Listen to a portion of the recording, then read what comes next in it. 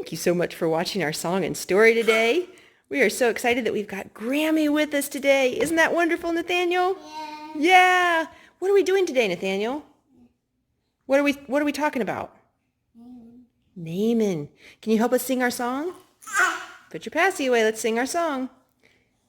Naaman, God said, dip, dip in the river to get well. God said, dip, dip in the river to get well. God said, dip, dip in the river. God said, dip, dip in the river. God said, dip, dip in the river to get well. Naaman dipped in the river to get well. 1, 2, 3, 4, 5, and 6. Naaman dipped in the river. Naaman dipped in the river. Naaman dipped in the river to get well. But Naaman looked, and the spots were still? Oh no! How many times is he going to dip, Nathaniel? 50 times! Let's try one more time and see what happens. Take your passy out, let's sing. Naaman dipped one more time to get well. Naaman dipped one more time to get well. 1, 2, 3, 4, and 5, 6, and 7. Naaman dipped one more time and he was well. We've got a special story today that talks about Naaman. Nathaniel, can you hand it to Grammy? Hand Grammy the special book. It's called Go Wash in the River. Okay, go wash in the river. We've got a special story right here. Let's see if we can get it open with the help of all of our friends. Go wash in the river. Little Maid was far, far from home. She worked for Captain and Lady Naaman. She washed dishes. She ran errands. Little Maid did everything Captain Naaman asked her to do except one thing. One thing Little Maid did not do. What do you think that was? Captain and Lady Naaman prayed to an idol, an ugly stone idol. The idol couldn't see, the idol couldn't hear.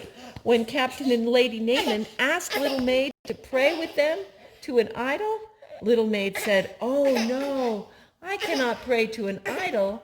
I pray to the God in heaven. He hears me and he sees me."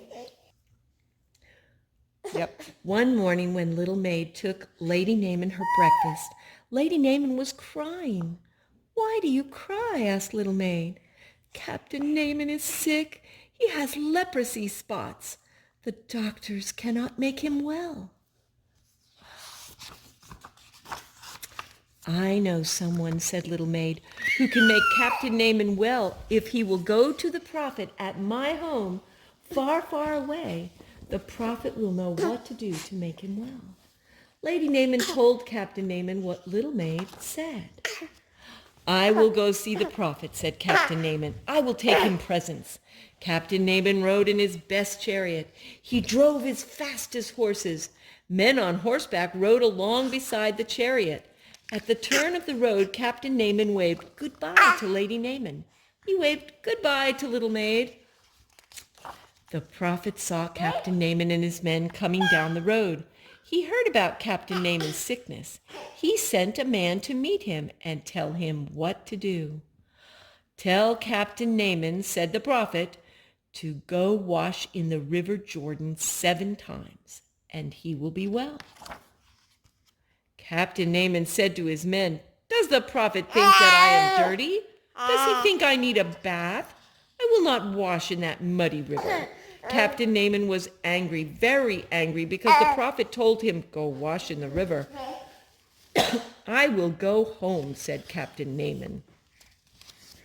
Captain Naaman started home. The men on horseback rode up close beside him. They said to him, "If the prophet had asked you to do some big thing, wouldn't you have done it? Why don't you do this little thing? Why don't you go wash in the river?" Captain Naaman drove slower. At last he turned off the road and drove down toward the river. The river was muddy, but Captain Naaman waded out into it.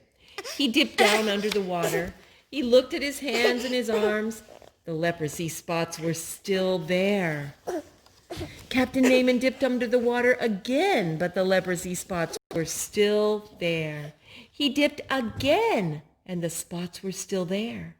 His men on the riverbank watched anxiously as he dipped again and again and again, but always the spots were there. They were as large as ever. Captain Naaman dipped under the water the 7th time, and the last time, and the spots were gone. Captain Naaman looked at his hands, he looked at his legs, he looked all over his body, but not a single spot could he find. The spots were all gone. He was well. Captain Naaman was happy. He clapped his hands and cheered. Captain Naaman ran splashing out of the river. He jumped into his chariot. He galloped his horses back to the prophet's house to tell him thank you. All of his men galloped along with him. Captain Naaman bowed low before the prophet and thanked him. He offered the presents he had brought.